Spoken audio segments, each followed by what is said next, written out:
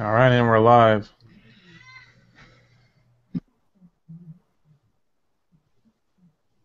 Hello, I am the Philosopher, and welcome back to the Console Explosion podcast. We have our special edition E3 wrap up, and I am joined by some very familiar voices.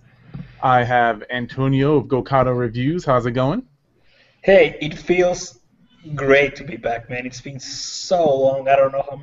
It feels like it's been years, man. I've been just so busy, but it's great to be here.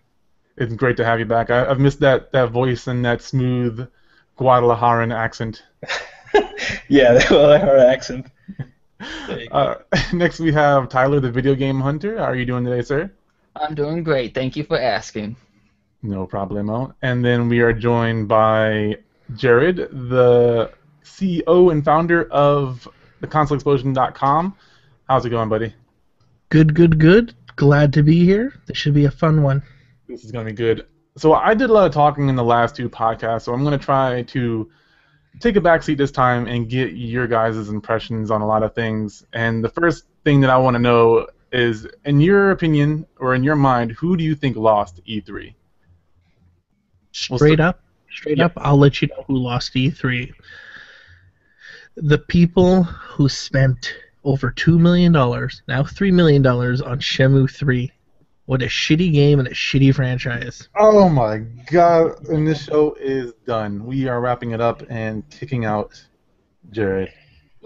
I'm joking. Okay. I spent money for that. It's All a right. great thing. I honestly think the loser would have to be actually Square Enix, in my opinion, or EA, because they really had nothing to show. They just showed a lot of things we've already seen. Nothing jumped out. EA was pretty bland, and sports, woo, Madden, FIFA, hockey, baseball, whoop-de-fucking-do, right? You don't like sportsing? Sports sucks. Unless Yeah. NBA. NBA Jam or Blitz? Oh, Yes. NBA Jam. I love that game. I Yeah. love it to death, and I bought the remake for the PlayStation 3. Love it. Yeah, I really Too bad enjoyed the that. servers are down. Oh, They that sucks. closed all the servers, so you can't play online anymore. That's Wow, a pain. that sucks. What about you, Antonio? Yeah, I gotta say, I agree with EA. I think, is by far, I think, the worst. Not only because sports. I mean, they had one, and they did announce, uh, the new Mass Effect. Was it called Andromeda? Yeah. Was it? Or, Yeah, that was pretty neat. If they didn't show anything though, but the announcement was great. But everything else, man, was just a bunch of stuff that we honestly, we for the audience that E3 conveys, it was not for us at all. Not only the sports games, but all the mobile games as well. Uh, you know, it's just it was just a big mess, honestly. Mhm. But in that same vein, though, I gotta say that it's not that it's the worst, but to me, I found the most disappointing because EA. I mean, really, how much were you expecting really to see from the EA conference? Year after year, it's one of the suckiest, right? Every year. So the expectations were low already, but it was by far the worst. But to me, the most disappointing was Nintendo. Uh, they didn't show us anything new. I mean, it was pretty cool having the Muppets and whatnot. I mean, I like the whole shtick that they had going. I mean, that was good. At the end of the day, the substance really, to me, was a little bit disappointing. Again, I didn't see anything new or anything. Everything that they talked about, they already announced in one way or another. So I don't know. I was a little disappointed by that. Yeah, I kind of agree with that a little bit. And well, before I share my thoughts, though, what do you think, Tyler? Um, well, the most disappointing. Well, let's put it this way. I think the worst one, the worst out of the bunch, definitely EA. Hmm. Because look, the only thing I was looking forward from EA is Mirror's Edge. I liked the first one. I loved it, and I've been waiting for a sequel like forever. And when I finally see it, it's only 30 seconds. Now back to sports. Fucking sports. Bring me NBA Jam and NFL Blitz 2000. That'd be nice. With after the play hits. Yeah. I don't care if they're fake teams. But Yeah, who cares? Who cares that they're not licensed teams? The fact of the matter is that those games are fun. Yeah. Yeah. But between the systems from Sony, Nintendo, and Xbox, well, Nintendo was entertaining with the puppets, and I love the Star Fox announcement. I'm not a Star Fox guy, but I always loved the name Star Fox, and I always thought he was a really cool character. But I have to go with Microsoft being the most disappointed games they showed off. Because yes, I'm aware of Halo. I'm close to paying my pre-order off. Gears of War, that's great. I'm sorry, you announced things I was expecting. So. What did you think of the HoloLens? The HoloLens, is that the Sony thing? Right. That's No, Microsoft. With the Minecraft. That was actually pretty neat, but I was actually looking for more towards the games. Okay, I can understand. Yeah, the HoloLens looks pretty neat, but I'm not a Minecraft guy, so they show me some other games that's going to use those lens. And yeah. Yeah, and honestly, if they don't integrate the controller somewhere with the HoloLens at the same time, it's gonna be just another kind of sucky control scheme. Honestly, if it's only with your voice and your eyes and whatnot, I don't think it's gonna work as well. Right. If you could have the HoloLens just to create the world, right? To be another TV or whatnot, that it's more three-dimensional, but you use your controller like a normal game, I think that would even a little bit more. The way I saw it, it was just, I don't know, I wasn't that impressed gaming-wise. When they first announced that, with the Windows 10 announcement, I thought it was pretty neat. Just to have, especially, but not now, especially in the future when the Internet of Things is already integrated in your house. So if you walk in your home and you can turn your head and look at your refrigerator, for instance, and just give you a status, right? Like you're running low on milk and whatnot, with your HoloLens, stuff like that. That's pretty cool. Or look into your thermostat and give you what's the temperature, how much electricity you're consuming, stuff like that. I think that's like a real life HUD. Yeah, for that I think it works pretty well. I'm not sure it works that well in the gaming sense.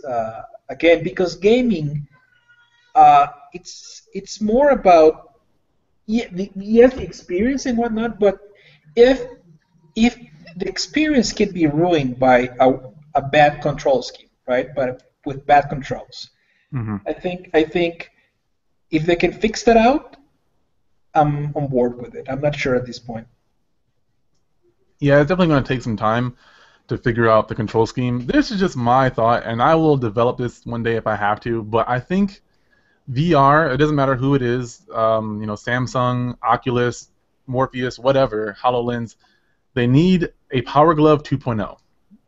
That's what I think. Some sort of glove that has, not as bulky as a Nintendo one, obviously, but something that has motion tracking. I like the Nintendo one. It's cool. I like putting it on my hand time to time. It's bad. It's real bad. Who cares? It's cool looking. No, I'm quoting the wizard, man. But I think some sort of sensory feedback to where it has rumble built into the controller, maybe some touch buttons on top of it. I don't know if maybe one or two gloves would work best, but I think that would be a good start. And then still maybe a controller. Certain games are going to need controllers, and I don't think there's a way to get around that until we get to the point of okay, if you ever played Sword Art Online or know about technology to where you can move stuff with your mind, then that's when we won't need a controller anymore. Until that time, we're probably going to need a controller or really, really good peripherals like, well, there's none that really exist right now. The best option we have is like the Go controller, which that was kind of cool playing with that in Morpheus, where you can pull the trigger and you see your hands move, but even still, some sort of like apparatus on your hand or something would be really nice. Yeah, especially if it can give you some sort of feedback, as you said. Yeah. Because part of what I think why motion controls or touch controls, stuff like that, don't work as well for precision is precisely because of that, because there's just no feedback, right? There's no feedback at all. So you can develop skills through it, but at the end of the day, nothing really beats a good old feedback when you feel the button pushes, right? If you don't feel it, then it's like you're not doing it, right? Yeah, definitely. Yeah. Well, I just want to jump in there. For me, with the VR headset, like I understand what you guys are saying and the glove and all that jazz. I can't wait for the VR system to be set up with the Omni. Are you talking about the like that 360 movement? 360 movement thing where you can move around in your area. I'll just throw a link. There's the link there. So everyone can take a look at it. I've seen it in action. It's amazing. Oh! Have you seen it like first person? Mm-hmm. I've been really skeptical of this for a long time. I think it's a great idea, and it still needs a lot more development, which is why they're doing a Kickstarter and whatnot. But I still think they did the Kickstarter back in 2013-ish, right. And they reached their goals. But they've now got them out. They were actually at E3. They showed some amazing stuff with it at E3, and I've seen personally a version of it up here. Looks good. Put it on with some Battlefield 4. It looked pretty sweet. Dude, this is gonna be good only with insured purses. Can you believe Fallout 4 with this? It will take you for You'll die before you reach your next goal. All the big kids are not going to be able to play this game. I play it though. I'll play the crap out of it. This is what we need next. We need we should wear a vest that we can feel pain now. They've talked about that off and on. Right? They have that. Yeah. They do? Yes, it comes with a vest that puts force feedback. If you're playing first-person shooters or if you're playing Skyrim, it will hit you where you get hit. Like an actual hit, like punch in the stomach? Not a punch in the stomach. Nothing. It's just force feedback. They're not kick to the it will kill you for real. I get kicked in the groin or... Not quite. But they do have a military one that actually shoots paintballs at you. Whoa. Oh. So where the bullets are being shot, they'll shoot paintballs at you, and you're kind of in a dome thing, so if you get hit in the game, you'll get hit. My older brother sent me that video a long time ago. Mm-hmm. I would love to see it again if you know where it is. I don't remember, but I can look it up for sure. I mean, that would be fantastic. I want to see that video again. I'm so glad you brought that up. But that was the start of the Omni, so... Oh, so that's... So I was thinking, hey, I've seen that thing before in this video and blah, blah, blah, but... Mm-hmm. Oh, man, I'm happy now. Mm-hmm. I was always wondering what they were using. Yeah. So, again, I think it's great, just to finish here, just sorry for interrupting, but again, the problem is with this is with big games, again, where you need to travel a lot, right, to get to one point to the next. I mean, I guess it's great if you want to have some sort of gym at your house, right? But if you just want to kick out and play a video game, I think it's gonna be a little bit of a hard sell for that. Yeah, I remember seeing them on Shark Tank. Though. Yeah. For being immersed, I think, yes, you add the Power Glove thing that we were talking about to this, Mm-hmm. and yeah, you are there pretty much. But the whole meaning is to immerse you into the game. Mhm. And if you're having to fuck around on a Nintendo Power Glove, that's gonna take you away. Well, Right? well, Meaning is it's the you're initial in the setup. game. But it's the initial No, setup, right? it would have the same technology that like the Wii or not the Wii, but the PlayStation Move has. So when you move your hand, it moves around, but there's just enough like weight and girth to it and sensitivity to where it gives your hands vibrations and stuff like that. There's a sense of weight to your hands. Not so much a D-pad and two buttons on a controller. That's not what I'm thinking. But I think it would be able to read subtle movements in your hand. Like when you want to pick up something, it can do that movement. Like those hard details that you can't do with a controller, to where you can move your hands and manipulate stuff. Like that would be the idea of what that glove would do. And it would only be for specific kinds of games, where you can pick up a gun, you can move it around. Like, yeah, you're not holding a gun in your hand. Maybe you can get a peripheral for that, but that movement would be sensed by your hand rather than having to use a controller or like the Move controller instead. Mm-hmm. That's my idea behind it. But before I digress a bit, they've already talked about their two of the big three, like between Microsoft, Nintendo, and Sony. For you, Jared, which one do you think won? For winning? Or lost? Lost. I'm sorry. Oh, for loss out of the big three, Nintendo, Sony, and Microsoft? Yeah. Nintendo. I said it last time. I said Nintendo obviously has never been told this is how you do a conference.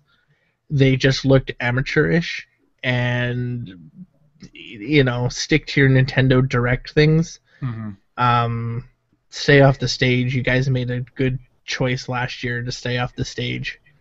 Stay off the stage until you learn how to do it. I don't think they were on stage. No, they weren't. It was a Nintendo Direct thing though, but it was a big one during the event, right? The last year was after the event. Okay.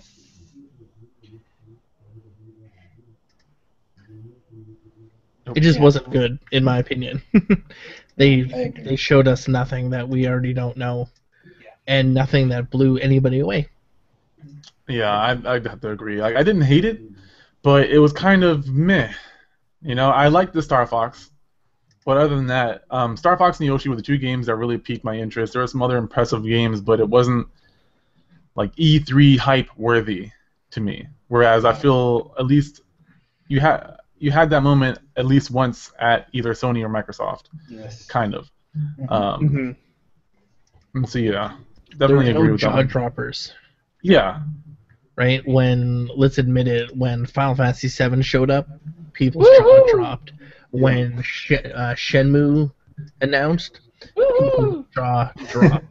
Right? It just did not happen with Nintendo. It was, Yeah. eh. It was very much Mm-hmm. which is sad. It wasn't bad. I mean, I felt like if I was 10 years younger, I probably would be a lot more hyped about it. Maybe. But yeah. So on that note, though, were there any games that you guys were like, besides the big ones like Shenmue would be mine, Final Fantasy, even Fallout? I'll exclude that one as well. Were there any big like new IPs or continuations that you guys were really excited about? I have two that I think I'm very interested to see more. One, it's Horizon, I think was the name. That was in the PS4. It reminds me a lot of Ninja Theory's Enslaved.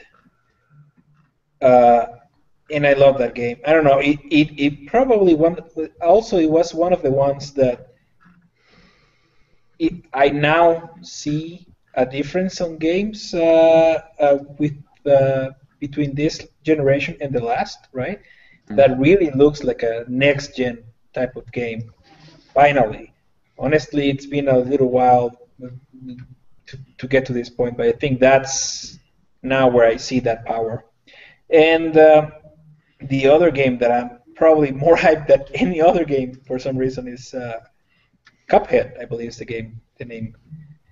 Cuphead is some sort of shoot 'em up with old style cartoons. Oh, I know what you're talking about. Yeah. Yeah, Oh yeah, it looks very old school old Disney. school, and it's really original. Yes. Wow, I like that. Yeah, I'll put a link to that in the show notes because that's a very interesting looking game. Yeah, it looks amazing. It looks hella fun, honestly. I understand that it's gonna be a short game. I don't. Right. But to me, honestly, it's never been about the length, and I talked about this as well on my uh, last video with the Shovel Knight. That's Shovel what his Knight, wife says too. It's not about the length. There you go. But It's you about get your quality, money for man. it, though. It's about quality. It's how you move it. Oh man, not the size of the boat. So in that game as well as Shovel Knight, to me, it's a short game for sure, but it's not about that. It's how well executed it is during that. I mean, in this game, it looks like that. I mean, I didn't see anything that was not interesting in that game. So that to me is actually my winner of the whole thing. That game alone. Your wiener. Yeah, that it does look very. I definitely encourage everyone to check that game out because I love the art style in this. This looks amazing. I'm glad you told me about it because I hadn't seen this. I don't know the developers of this game. They're new, I believe. They've not done anything else. Yeah, there was some nice MDHR. Yeah. Studio MDHR. Again, there's gonna be a link in the description below so you guys can check that out. But yeah, there was a lot of good 2D games that when I was giving it my second run through, I was pretty impressed by. Like a Mother Russia or something like that. Mother Russia Bleeds. Mm-hmm. That looked really interesting. But what about you, Tyler? Any games that caught your eye? Not any like new IPs or anything. Unless, I don't know if you really want to consider this one, but I'm just glad that they're still doing The Last Guardian. Oh yeah, yeah, definitely. Yeah, it's just I can't mention like Final Fantasy VII and Shenmue. I am really looking forward to The Last Guardian. It looks like the following Ico, in my opinion, not Shadow of Colossus. My God, what were they thinking? Which is the more superior? I disagree. I disagree. For some reason, we've talked about these games for like I don't know how many podcasts in the past now. I'm sorry, Shadow of Colossus. I thought it was very boring for me to walk around this whole like land just so I can fight this one enemy. Yeah. You want to know what I found was boring? Yo mama. Jeez. The what? Wait, the what? We'll just continue on. Oh, I want to know what you said. This is more important. You have to listen to the podcast. Oh, you suck. Yeah, there you go. You can respond in the comment section. Okay. Ico, I had a little fun playing because I'm using my head more. It's more of a puzzle. I have to leave the princess to solve a puzzle. If I take too long to solve it, she'd be attacked by the shadow creatures. Those guys are annoying. Yeah, but I liked it. I have not beaten Shadow Colossus. I might go back and beat it, but I just found out the ending, and the ending looks stupid, to be honest. Damn. I won't spoil it for anyone else. I mean, I got spoiled, but I won't ruin it Thank from you. you guys. I haven't beaten either of them yet. I know. I've not played any of those two games. Play Ico, but skip Shadow Colossus. But then you don't have an actually opinion. I've heard both sides now. Craziness. Oh, what about you, Jared? For me, I'm kind of picking one that's out in left field. Mm. I know it was talked about last E3, but you really didn't hear much of it. This year, I mean, they added He-Man and Battle Cat. I'm talking Toy Soldiers, the War Chest Hall of Fame edition. Huh. This is where you have two toy chests on either side of a bedroom fighting each other. It looks friggin' amazing as a new IP. the link will be, I do believe, should be in the description. I know it's in the chat there. I will put it up right now. The game looks amazing. They have He-Man, they have G.I. Joe, Starbright, like to see your favorite toys fight. Yeah. I'll do Starbright. I just watched like the first 2 episodes, and it's actually kind of creepy. For me, for a PS4 title, looks good. I think it's gonna be fun. I do believe it's actually an Xbox title as well, so I'm not 100% sure if it classifies as a new IP. But another one that I really do like was Riggs. That was the one where you have to have the Oculus Rift and you play the mechs. Oh, right. I heard about that one. I haven't had a chance to watch it, though. The VR game where you played mechs and you fought with each other and shot and stuff. So, a little different. But No Man's Sky, hands down, is going to be an amazing game when it comes out. It's going to have a lot of hype, I think, as well, and is going to have to live up to it. Yep. And might just end up as another Fable. Look what we can do, and then fall through. Yeah. Yeah, that's exactly why I'm very weary about that game. I mean, I'm cautiously optimistic, but they hype it so much, right? They hype it like, here, infinite possibilities. Here you go, your wet dreams, right? But I have this sneaky suspicion that they are not going to live to the hype. Mm-hmm. What about this for a new IP? That is probably going to be the best game that comes out. World of Final Fantasy. Oh, yeah. That looked interesting. It looked very cutesy, but I'm willing to give it a chance. and that's the only game announced for the Vita, right? Yeah, I saw that. That's why I want to get it, is because I don't have one of the new consoles. I saw it coming out in the Vita. I'm like, yes, I can play this. But that's the only game announced for that. That's another thing that was very disappointing. The Vita. There was nothing for it. Sony had pretty much abandoned the Vita, so you probably won't see any more support from them. Yeah, that really is a shame. But ain't it also on the PS4? It is. Yes. Well, I'll just buy both then, because I can. Yeah. No, I definitely think that game looks very interesting. Oh, Mighty Number 9's coming out for Vita. They announced that. Physical copy or digital? Physical. Not interested. There you go. They announced that for the Vita. So. We already knew that, right? Yeah. So they didn't really announce it. It was just they showed the showcase for it, so. So it's official now. Okay, then it was a whole lot of games then for it. A whole lot. Anyway, going back to Toy Soldiers, I was just watching the trailer. Is that going to be an RTS? Yes. It looks like the people who did that Civil War game, the RTS, the 2 World War games or whatever. Not Civil War. Yeah, I have a problem with those games. I probably need to stay away from it. What type of a game is this? Like, is this a third-person game, first-person? Real-time strategy. The video didn't really show what it's going to be. It looks like a tower defense at first. Like it is a tower defense, but you can jump in and become the characters on the field. I gotta look up the makers of this game because it looks like a game I have. They've made 2 already. But a toy box war chest. Mr. Bubbles.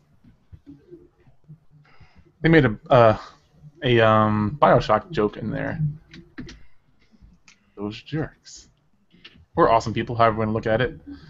But I gotta say though, one of the more like games that I'm pretty excited about, besides like the big ones that they announced, was the one that you told me about, Jared.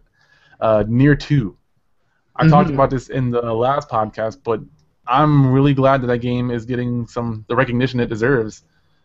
With a sequel. It was a very well-made game. I love the gameplay, the music, the storyline was very what's the word for that? I don't know. There was ups and downs. It was very dark, but very great. I won't go into too much detail on it, but it was a really good game, and that's one of the big ones I'm pretty excited about to see that they're making. What is Near? How do you spell it? Neir, I believe. Okay, Neir. But it's a good game. yeah, definitely. It's worth playing. It's an action RPG. Can't say Sounded too like much a about it. scary game, but it No, doesn't look so scary. No, it's not scary at all. There's some scary situations, but no, it's not a scary game by any means. But I thought it was gonna be like a dark, scary game. dark, yes, scary no. Okay. But yeah, that's the really, really big one for me. Besides, the normal Shenmue, which I've already unpacked my Dreamcast and started playing the Shenmue one. I saw the black Dreamcast. Do you have the box? I don't have the box. But here's the thing: I have the box, but not the Dreamcast. I was gonna say let's make a trade, but that doesn't sound very fair. You still let me buy it? Nah, Still- I'm gonna keep mine. I need the I need it complete. I'm sorry, you can't have this one. I'm sorry. But so I guess the big question that we can get to is, who do you think won E3? And this includes all the Activision, Bethesda, EA, and all the consoles. Like, among all of them, who do you think won E3? I'll kick it off here. Cool. Kick it off. For me, I was really leaning towards saying Microsoft. Mhm. Because for me, it was the hardware of backwards compatibility. And it was the fact that you can play all your PS3 games on the PS4, or all your Xbox 360 games on your Xbox One, and not have to buy them or be digital downloads. But Microsoft has to get permission from the game companies to add them to the list. It's up to them, yes. But Yes. they've already announced titles, and if it was someone like me, who I own, let's say it was PlayStation, right? And I own 300 PlayStation 3 games. To be able to play them on my PlayStation 4, I would love to do that. Well, get a Not have to pay for PS2. it. It's just more systems Yeah, well, here's on my thing, so... here's the problem I saw with that, though, was that you have to download the game, right? So, yeah, I mean, you could do that, but, I mean, how long before you feel that hard drive? That's true. Didn't they just release a terabyte hard drive? Yeah. Yeah. Yeah, they did. Oh, yeah. Well, there you go. But wasn't... I thought it allows a code to be downloaded, so that way it doesn't download it. You can still play it off the disc. I don't know if they really explained it or not. Yeah. I know you I'm have not to download something. That would You be the put ideal. game in, you put the game in, then it registers that it's a 360 game, and if it's on the list, it will play. Or download the emulator or whatever to play it. Mhm. Well, the way they said it on stage, I don't know if they clarified that or not, but the way they said it on stage was just put the disc on, you download the game, and then you can play it. That's how they said it, right? So to me, it sounds like, yeah, you put it, you recognize that it's a legitimate game. It goes in and you download the whole game, and then you can play it. If that's the case, then I'm not sure I like it that much, right? I don't know. I remember listening to another podcast explaining ain't some of the 360 games you can buy on Xbox One digital? By any chance? But I don't own a 360 so. or an Xbox One. Like, you buy on Xbox, it's a 360 game, but you download it onto Xbox One. Does anybody know? I don't know. Because I'm about to say, I was listening to another podcast saying if companies can just make money instead of making it free by just inserting a disc, it's bad business. Well, that's what Sony has, right? Sony has their thing where you can purchase for $49.99 a month and get all the downloads of PS2, PS3 games, right? Yeah, but they're making money. Well, that's the thing. Yes, they're making money, but Xbox is coming back with the backwards compatibility, which really isn't losing or making any money, because if people aren't buying those downloads again, they're not playing the game. They are gaining fans though by doing that. That's the thing. That they're buying loyalty. So they might not be making as much money because versus Sony and their deal, but that service alone is going to make people want to switch over to a Xbox One if they haven't already. If they're leaning towards buying one or the other, that could be one of the decisions that helps them pick between the two. Yeah, but then you got those was it HD remasters? Well, yeah, but I mean, there's so many 360 games that don't get a HD remaster. Oh no, might happen. No, not some of the more like obscure ones. Like especially if you're like an RPG fan, they're not going to remake Lost Souls, not the Lost Souls. Lost Odyssey. Lost Odyssey. Thank you. They're not going to remake that and a lot of other games. The Armored Cores. They're not going to get HD remakes. And as we all know, the 360 is pretty damn fragile.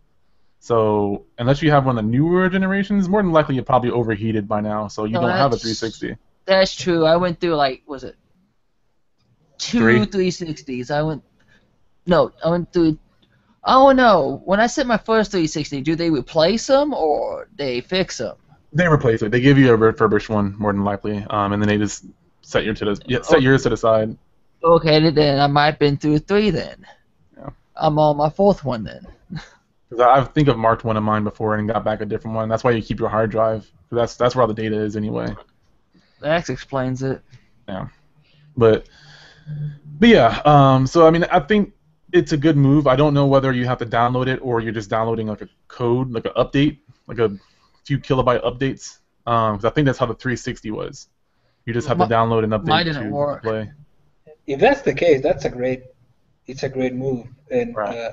I like that. As you guys said, it's great just to have one system. Not only that, the 360 itself was pretty fragile, so it's great to have it that. Now, I saw the list though of the first 100 games. In kind of a sucky list too, but it's just the beginning. So I'm guessing it could be better. I did like that line a lot. But Jared, Cast, from what I heard though, you said you were leaning towards that, but at the end, did you pick Microsoft? Right. Well, I was leaning towards them because of that, but honestly, the ones that gave the biggest woo for me that I think won, like on a technical level, they were close. Like I thought they won, but I think Sony just kind of irked them out just a little bit. But it was damn close. I thought Sony won all the way. I wasn't too. You? Oh, sorry. Because you're a fanboy of Shenmue and Final Fantasy VII. Well, get this, Final Fantasy VII is also going to be on the Xbox, so. And PC, I think. They didn't announce it. They just said for consoles. Well, speaking of Final Fantasy VII, I've been kind of surfing the interwebs here and there, and I've been seeing a lot of hate towards Final Fantasy VII, actually. And because they're doing some changes to the game, they're not just doing a facelift, they're doing a gameplay facelift, and a lot of people seem to be unhappy about that. Have you guys heard anything about this? I don't know, but like I said, the last one, if they make it like Final Fantasy 13 or any of the other ones, I'm out. Oh yes. I don't think. I mean, they're not going from like a turn-based to action RPG, are they? We don't know yet. We don't know. Oh. I'm hoping it's turn-based because I love turn-based. I'll give it a go regardless. I'm not the hugest Final Fantasy VII fan, but I enjoyed the game thoroughly. But the side quests were the best. I hated Yuffie. That's all I can really complain about. Oh, the little ninja chick. Yeah.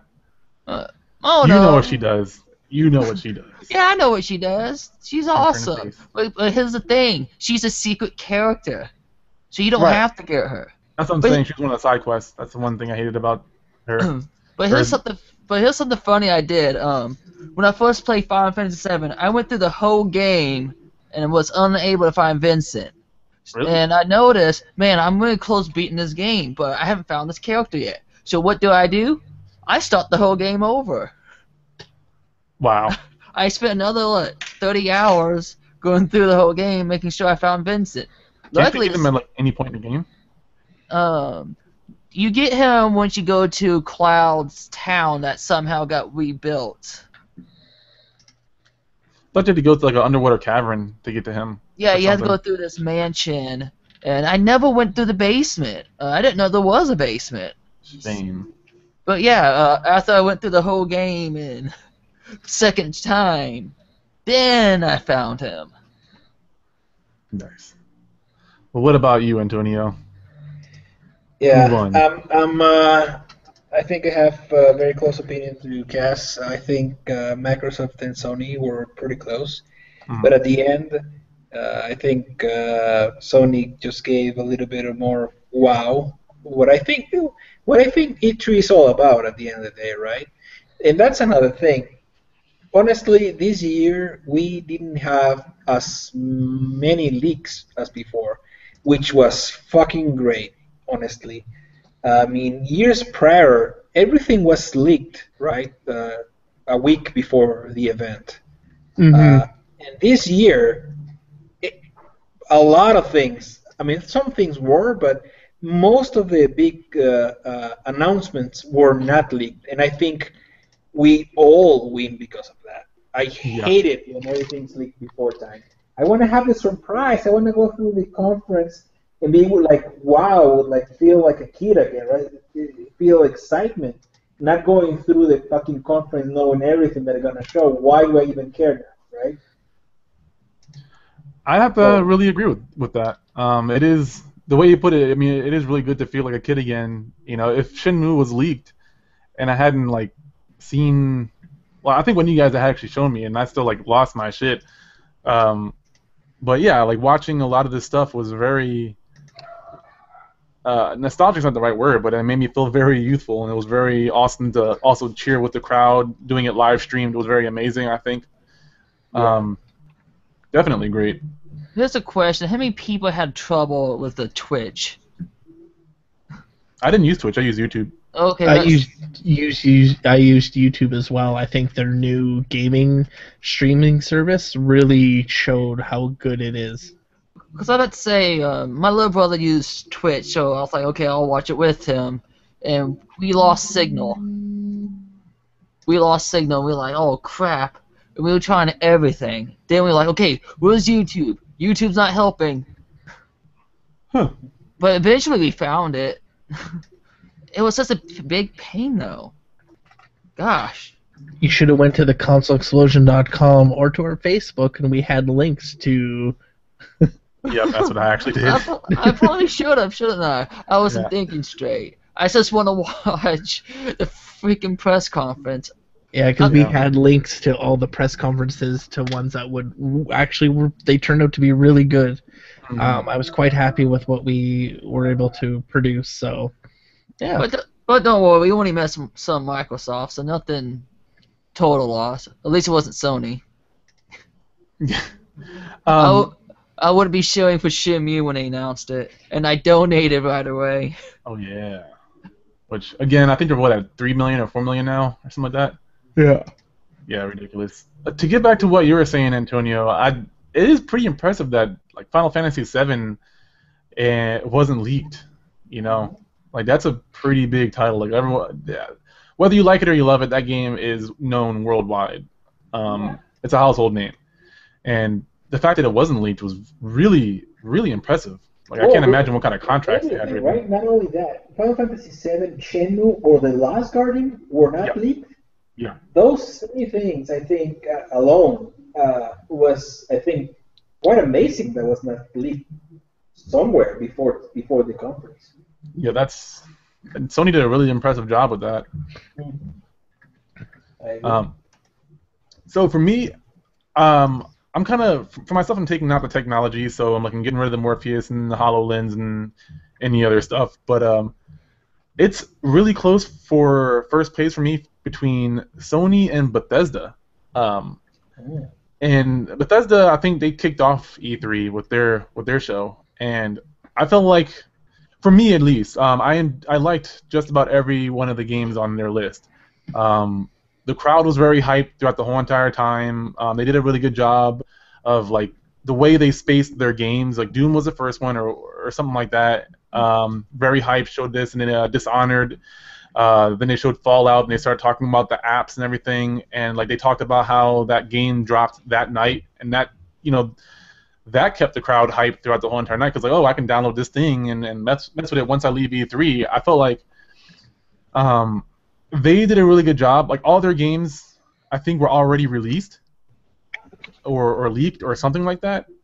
And even Fallout 4 was already, like, everyone knew Fallout 4 was already out there. They announced it before it came out, but they did a really good job of just keeping really good content being thrown at your brain the whole entire time. Like the Fallout presentation was great. How they incorporated that app with it, the Pip-Boy announcement, all that stuff. They found a way of keeping the hype up, even though every game was already announced at one point in the time. Sony definitely did a lot better at keeping things under wraps and having all these new announcements. So for me, it's really hard to tie between the two, especially with all the gameplay they showed for Fallout and how great that game looked, and how this developer could have so many great games, in my opinion. I don't think there's not a single game on that list that I wouldn't at least try. I can't play the iOS one because I don't have an iPhone, but other than that, they had a great presentation. I think it was their first time, so that alone, kudos to them for doing that and doing it so well on their first try. Like, that's damn good.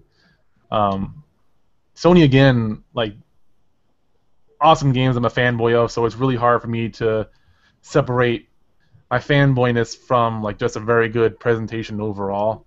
But those two were like tied for first for me because I enjoyed both of those equally. I didn't hear either of you guys mention Bethesda. I'm a little hurt by that. I'm not a fan of Fallout. Sorry.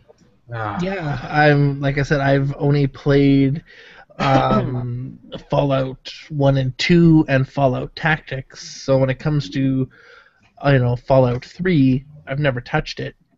I've never played the first-person shooter version of it. I know it's good. I have the game. I'm actually going to play it before I go on my vacation. So I was going to test it out before I go because I've been watching a lot of videos on it. Mm-hmm. So there's a little bit of like hype-wise for Fallout 4. Talked to my father-in-law about it. I'm like, oh yeah, I talked about E3, and I said, oh yeah, they announced Fallout 4, and he's like, he absolutely had a heart attack. He's like, oh my god, they're making another Fallout 4? That's going to be my favorite game ever. I love the Fallout series. And so I was like, oh, okay, well, maybe I should actually try this game, right? Because he's a big fan of, what do you call it? BioShock. You know, he got me into BioShock because I, went over to visit the girlfriend, and he's in the living room playing BioShock 1, right? Yeah. And I never saw that game before. And then, moved out, bought my own place, got BioShock, played them all, love them all. So, figured I should probably give this game a whirl and go from there. But that's another reason why I never picked Bethesda. Yeah. And not only that, I don't see Doom as a Bethesda series. I see Doom always as id Software. So that's why it's hard for me to see it as, oh, it's a Bethesda product, when to me it was always been a, id always been and always will, and so. Yeah. I'm actually excited for Doom. Bethesda for me was a third for sure, but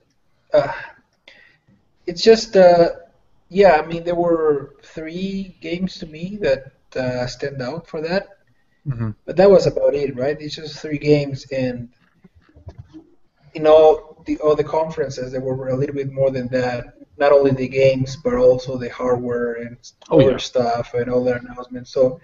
Yes, Bethesda, of course, great conference. And as you said, it was pretty much entertaining all the way around because Mhm. they were showing you. But again, since it's just one developer, I mean, how much can they really show? They show an impressive number of things, as you said, for being one developer. But at the end of the day, I think it's hard to triumph the big three just Oh yeah, because it's just one developer, right?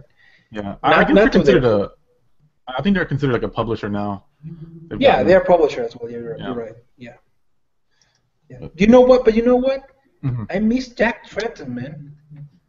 I know it's been like the second year that he's not been in the Sony conference. But I don't know. I just liked how he gave the conferences for Sony. Who was that? Jack Tretton. That's He because he was seen in a tire commercial. Oh, that playing the guy. Wii. Yeah, that's right. The Sony guy. yeah. Yeah, that's right. That's really He's messed up. always given the conferences up until the last 2 years for Sony. Yeah, because he was shown playing a Wii. Yeah, it was like Michelin or something, wasn't it? Yeah. Yeah. Just because you're an actor, you have to read your contracts. Take it from me. I know. Read your contract. But I'm not talking about the. I know which one you're talking about. The actor that was supposed to be some sort of Sony. He pretended to be a Sony executive. No, I'm talking about the actual. He was a former CEO of Sony America, Jack Tretton. Let me see if Yeah. I can find the. It's Okay, funny here. because nobody knows who it is, but everyone knows the fake Sony guy. Yeah. Yeah. I know who that is. I'm just telling you. Let me send you the link so you know which one I'm talking about. There you go. Kevin It's Butler not is the who we're fake thinking Sony of. guy. We don't care. Kevin Butler, yeah, that's the guy. That's the pretend guy. Yeah. It was pretty funny, man. That was pretty cool. Mm-hmm. I like his commercials. I can't think of who you're talking about though. I sent a link so you Oh. can. Oh, Jack Tretton. I don't know. Huh? No, doesn't ring a bell. Come on, he's always been giving the Sony conferences since the beginning of E3. Well, I'll be honest though, like the last 2 years I worked at GameStop for like 6 years, so every E3 I worked at GameStop because of like pre-orders and whatnot. So I never caught a lot of E3 in the past years. Like I saw the trailers for the games, but I never watched the actual conference. I was like, screw it. I knew what was coming out a lot of times before like most people knew what was coming out. Screw E3 it, I'm wasn't- too cool. I work at GameStop, so we can And look that- at the pre-order lists. Because, yeah, we're so cool here at GameStop. Come bring us your games, we'll give you $1 for it. Sell it for 44. Hey! No, you didn't have to bring those. You didn't have to trade them in. I always thought that was funny. It's like I'm gonna yell at you while I'm trading in my games. Like, hey, there's an eBay down the street on your computer. You can go and use that. But no, I mean it wasn't that like I was too cool. It was just that I knew what was coming out ahead of time. It was actually very boring. Like I didn't have that excitement that everyone else had. I was always very jaded and pessimistic about every game coming out. So I mean, it wasn't a good thing or I'm too cool sort of thing. It was just kind of a matter of fact sort of thing. I knew what was coming out. It was my job. And you couldn't tell anyone? I mean, they wouldn't put it on the list until we could actually like pre-order it. So if it was already leaked or they wanted it to be pre-ordered, then we could pre-order it. Okay. So I'm usually going- we had a lot of marketing and whatnot, but we couldn't show that. That's usually what we had to hide in the back. Okay. Now here's a question: do you throw the games away if you can't sell them? I don't know if I'm legally allowed to say that or not. Well, you don't I don't work know- there anywhere. I don't work there. Yeah, they threw away games that were damaged. They were already damaged, and it was some sort of lawsuit policy where they couldn't give away games. So the district manager would come, and the store manager would go in the back and they like break any peripherals or anything that got traded in as defective. Hmm. Which it sucks. It does. I never understood that when I worked there. I was like sitting there and having to watch it or do it yourself. Trust me, it's a pain in the ass, but you're getting paid to do it. I mean, you got to do it. I'm sorry, I don't think I can ever do that. The worst is the fact of all the promotional items that they have to go throw in the garbage. Yeah. Oh yeah. that you're not allowed to keep. You have to throw away. That to me, and it's like you can't even give it away. This A is lot of the- time. Again, I'm not working there anymore, but we quote unquote, like I'm doing bunny ears right now. We threw it away.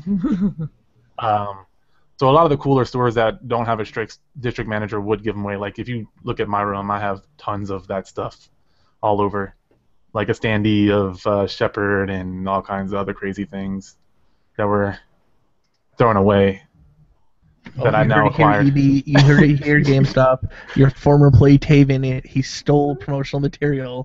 Feel free to sue him. I got his Oh, address. God. Oh Jesus! Thought we were friends. I gotta say though, what game that I think I just remembered that we've not talked about was Star Wars Battlefront. Did you guys see that? Yeah. The gameplay? uh, Looks freaking. no, great. I got nothing. You, I got you nothing seen to it? say about it. I'm excited for it. That's all I can say. It looks good. I love the first one. I like the second one too. I didn't have any problems with either of them. I like Star Wars games in general if they're not like dance related. So I'm pretty sure I'm gonna enjoy it. The game looks so real. It looks so amazing. It looks I can't great, wait to yeah. play it. Give me a controller and an Oculus, and I will just play that forever. Looks too sci-fi to me. What? Doesn't look sci-fi Star enough Wars for me. is Sci-fi all the way. What are you Well, talking about? You say how realistic it is. I'm like, yeah. I think it means the graphics. It's not realistic at all. Yeah. I know, Tyler, you were talking Yeah, about. I'm going to take this lip from someone that hasn't played most new school games. Well, I Sure. just recently played Mortal Kombat. Did you now? Yeah. For the Super Nintendo. Fuck that. Give me Genesis. There you go. See, Ooh. there you go, folks. There you go. Genesis does what Nintendo don't. But yeah, Tyler, you were talking about Star Fox the other day after we were done. I don't know if you had any extra stuff you wanted to talk about that one.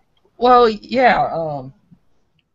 Well, one thing I thought was pretty neat. I don't know if you guys know about the Star Fox 2 that got canceled a long time ago, but on the canceled version of Star Fox, they introduced the ships transforming into like walkers where they can walk on land. That was pretty Walkers. neat. They bringing that back. Mm-hmm. And I, Yeah. I also think it was pretty cool that he even mentioned it at all. Now, please bring it to the Nintendo store. I want Star Fox 2, please. I know you have it done. If you listen to this, do it. You heard it here. Give us Star Fox 2, Yes. or we'll come find you. Could you imagine that Star Fox would have some sort of hidden unlock where you can unlock the game? That would be pretty neat. Yeah. I'd like that. Then we need another Star Fox tournament. Tournament? Yeah, a long time ago they did a Star Fox tournament. Was it at KB Toys at malls and whatnot? Think of it like the World Championship of Nintendo, except Star Fox. Ah. I actually have it in my collection. Mm. Oh, you have one of the competition cards? Yeah. How much did you pay for that? I don't mind saying it. $250. Mm. Damn. That's not that bad for that game. I know, but here's the thing. Over the years, it skyrocketed in price. Yeah. I can't believe how much they're going for now. How much are they going for now?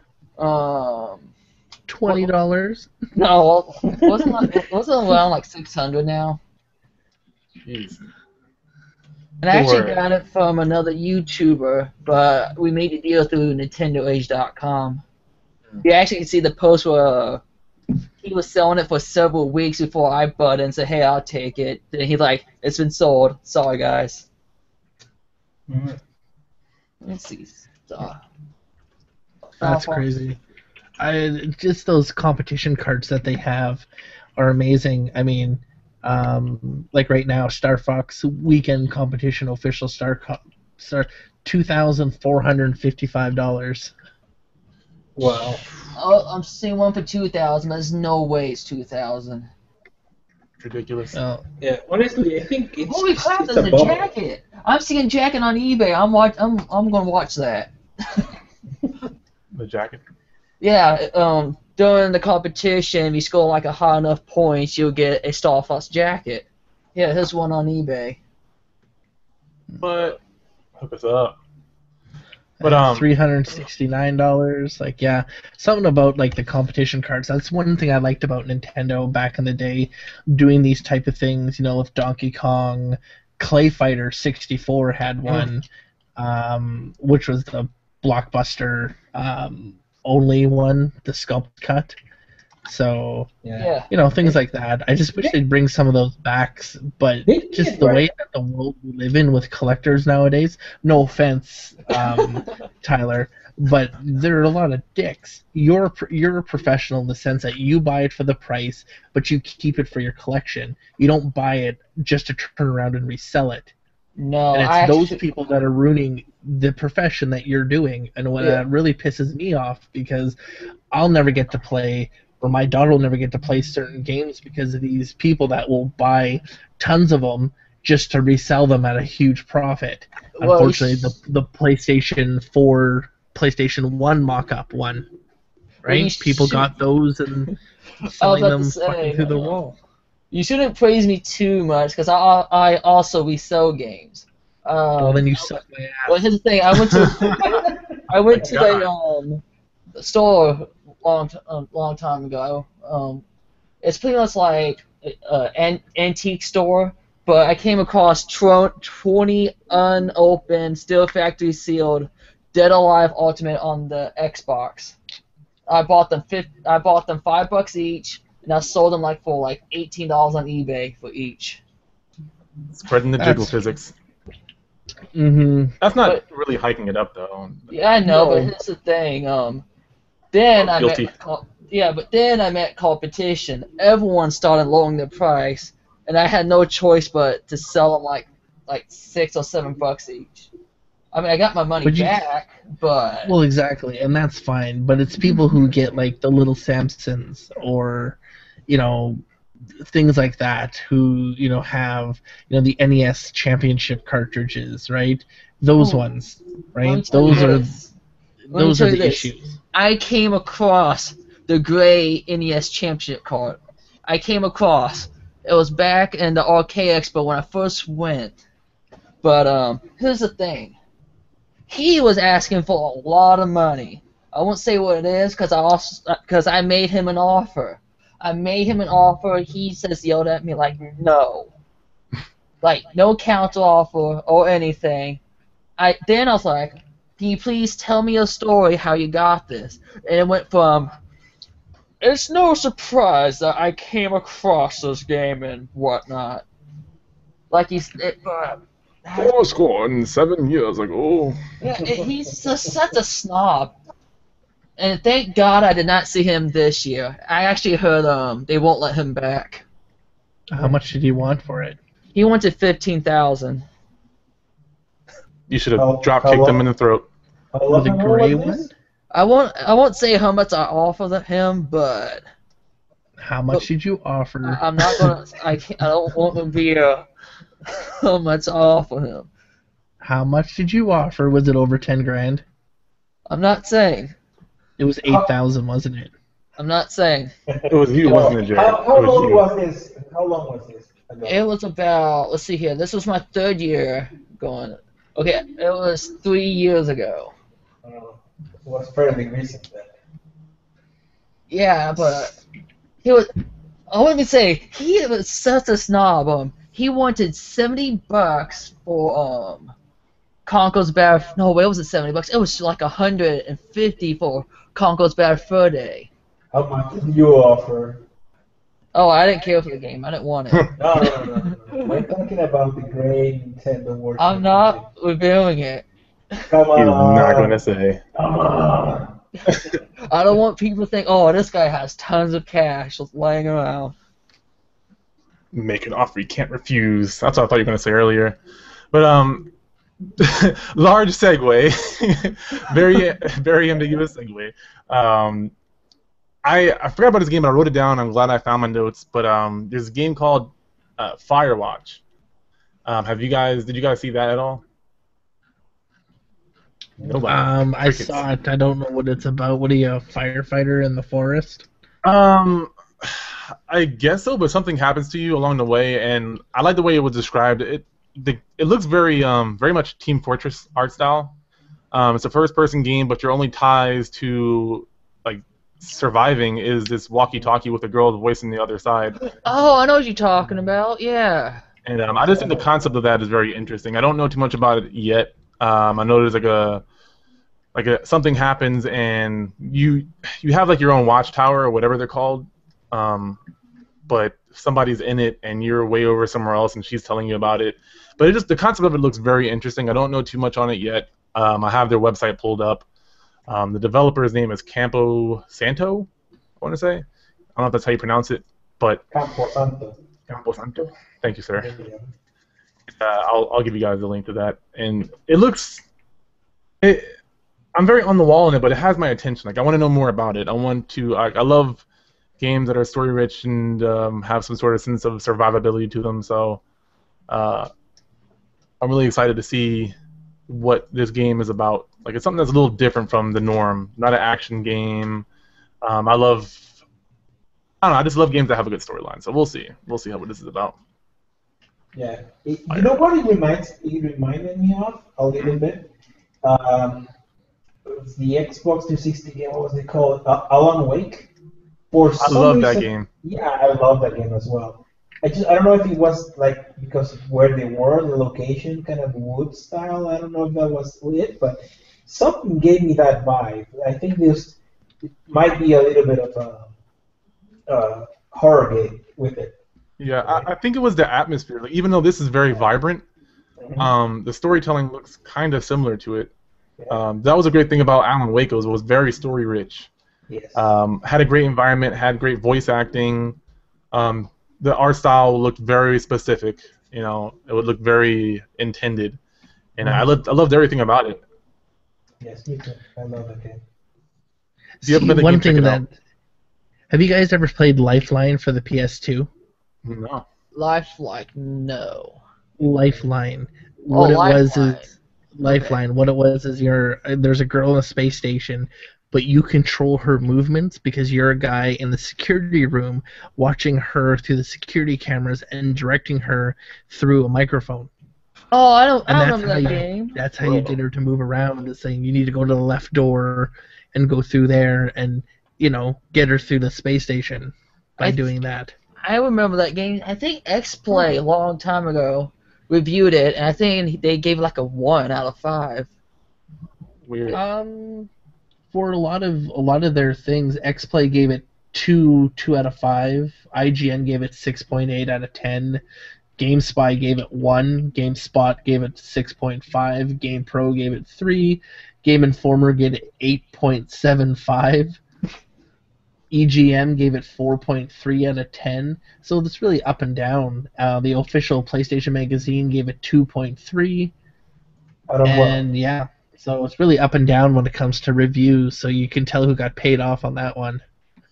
Yeah, I'm always kind of skeptical about like the big game reviews for that very reason. That concept looks very interesting. Game Informer.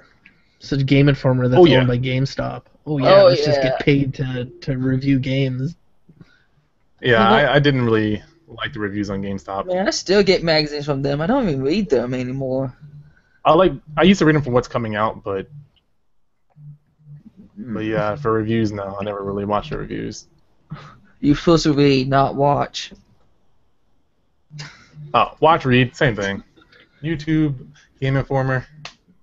Semantics. Quit being an ass. I'm tired. I've been up for a few days doing random stuff. But yeah, reviews, you can't trust them sometimes. The big ones. Mm-hmm. Oh, you know what one review we should talk about right now is the season finale of the Game of Thrones. No, I don't want to talk about that show. Nah, I don't care. I don't want to talk about that damn show. Yeah, either do I. I don't care for that show at all. Too much. Ah, I mean, I might live in Kentucky and all, but all the incest, gosh. I watched the last episode and I got feelings right now that you're bringing back up, Jared.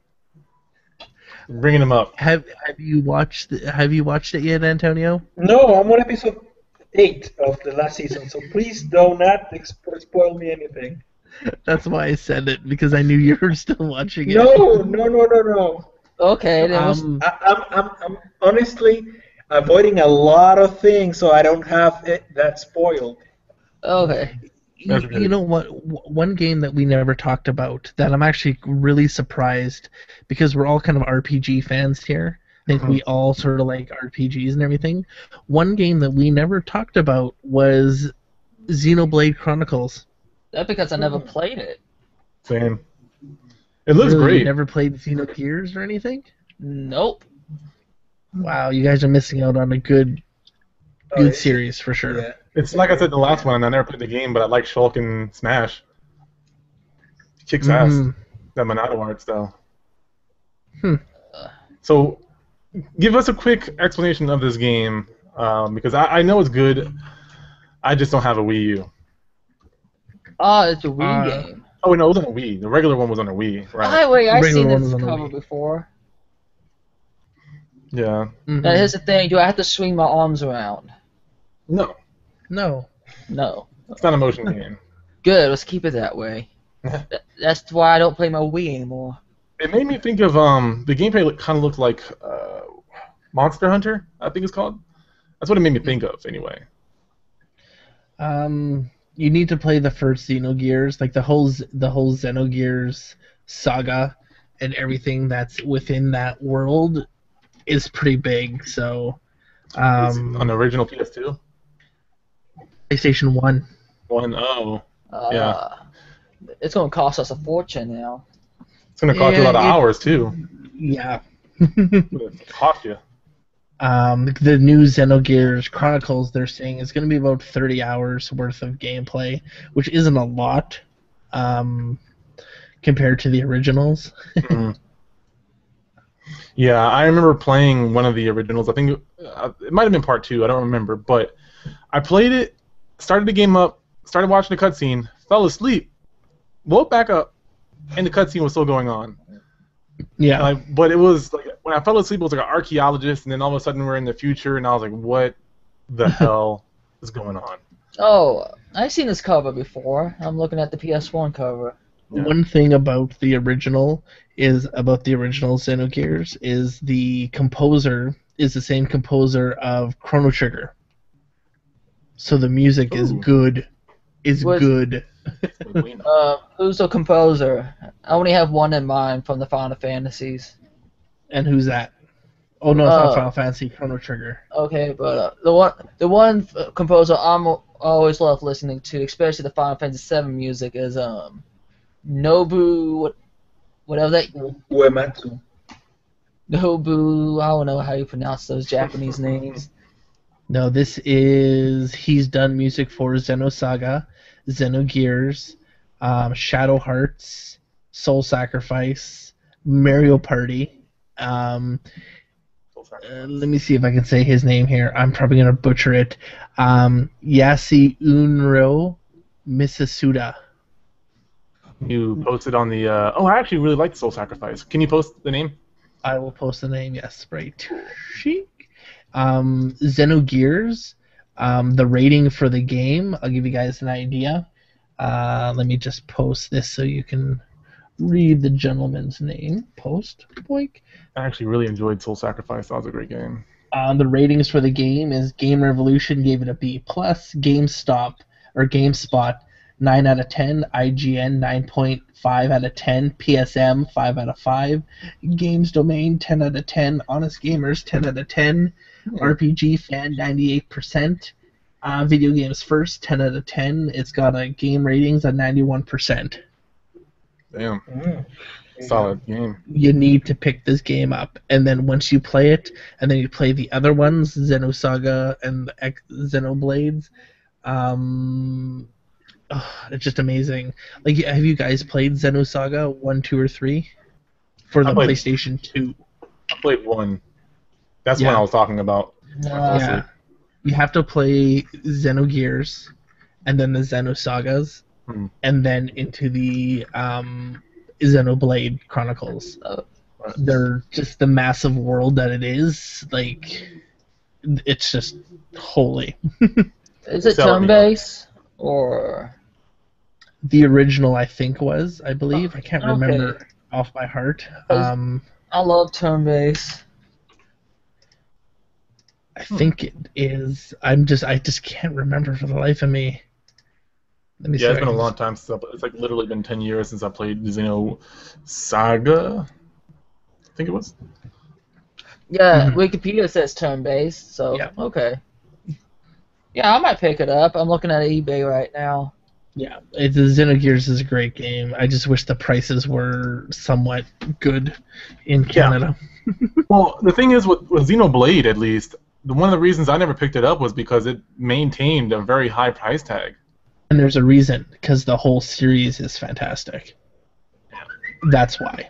And it was also kind of like they didn't make a high number of them too. No. Because I remember we never had a lot of those in stock. Like we only had 1 or 2 in the store at any given time. Hmm. I think in Japan, I'm sure it's different because it's a popular title, but over here, it just wasn't as popular. It seemed like. Well, Yeah, originally it was pre-order only, Yeah. Yeah, and and they then didn't they do a released reprint. a few. Sorry? Sorry, the why they didn't have as many is because they didn't reprint. They just made one print, and that was it. Yeah. Which Yeah. is dumb because, like I said, if you get the games, if you play the games, they are amazing games. If you haven't played them, pick them up. And I would love to see more. Well, here's a question: what year did Xenogears came out? 2005? No. No, No, I'm talking no. about the PS1. Oh, Gears. Oh fuck, I don't know. But to say maybe it's because it was late in the lifespan of PS1 or something. 98. No, oh, the PS2 wasn't out, so yeah. Why one print one? Well, I was talking about Xenoblades. I don't know about Oh. the other ones. Okay, then I'm never mind. Right. Yeah. But if you can't find a physical copy, it is on the PlayStation Network. Well, I did come I'll do that across a then. couple at GameStop. Would it be on the Vita? I don't know. I'm don't- gonna have to check. You'd have to check. One thing I found with the Vita though is like the touchscreen controls fuck up the game. Like I had Final Fantasy 3 on my Vita, and I couldn't do the menu because it would just keep going the whole time. That's Which weird. version of Vita do you have? The I don't 3G know. or the non-3G? The Canadians never had any of those issues with the 3G because we don't pay for internet like you guys. What, you don't pay for internet over there? No, it's free. Oh, Sarcastic or are you being serious? I'm just being sarcastic. okay, I was to say.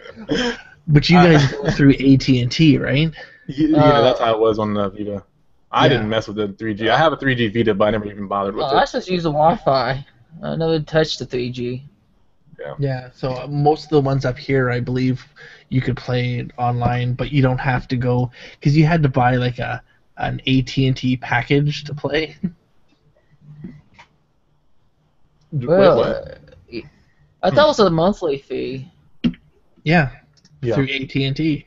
Yeah, the only reason I asked which version you had was to see if maybe like the 3G version had some hardware that was screwing up your touchscreen or some crazy nonsense. Because I have Final Fantasy IX that I play on the PS3 and the Vita. Oh, And I I didn't love have that nine. issue. I know, me too. Yeah. Yeah, like I said, I don't know if it's just the game because none of my other games have those issues. It's just Final Fantasy 3, so I had to uninstall it. That's a bummer. Yep. But we are But way I'm off gonna have to topic. check. Oh yeah. So to get us back on track, it looks like Sony is pretty much the winner of E3. If I had to pick one of the big three, I would definitely pick Sony. Microsoft was great with the HoloLens. I didn't really see any games that I really wanted to buy, and then Nintendo was Nintendo. It was like the little brother of like the E3 conference. It wasn't bad by any means, but the Muppets were a little creepy at times, and they showed some good games. But Sony, yeah, definitely. I think that's unanimous. I want to know what other people think as well. Like, I'd like to know in the comments or on our Facebook or anywhere that you can post. Let us know who you think won and what games were really big for you. Kingdom Hearts definitely was another big one. I think that goes without mentioning. But COD. Thumbs COD. down to Kingdom Hearts. Use COD, the Call of Duty. The Call of Duty Jump. That was a big one. That's why Sony won. Because of Call of Duty, yeah, definitely. You know, it's the mechs. You can play as mechs and girls now. So first, not a mech, but a robot. I don't know what you call that thing. But anywho, I think this is a good spot to end it. We're at that hour mark. It is also Father's Day as of recording this, so congrats to Antonio and Jared on being parents and all that good stuff. No And it's problemo. amazing that Father's Day is celebrated internationally. Yeah, I didn't know that until today. Thank you, Facebook. Yeah. So, Antonio, where can they find you? They can find me at my house here. Oh, You can go- you just moved, so. Yeah. No, you guys can find me at the YouTube. If you search for Gokado, Gokado. Gokado Retro Reviews is the show. And Twitter at Gokadito, Gokadito. And at the forums, hopefully more active now, at the forums of the Console Explosion. You can find me there as well. If you have any questions or you can share anything, you can find me there as well. Hey, all right. And then, Tyler, where can they find you? Well, you can find me on YouTube, the Video Game Hunter 32. You can find me on Twitter, VGH32. Or you can look at my drawings at DeviantArt, Video Game Hunter. And I recently just got done with commission, so check that out. All right, congrats. All right, congrats, yeah. And then, Jared, where can they find you? As if I have to ask. Yeah, you don't really have to find me anywhere. Just go check out theconsoleexplosion.com.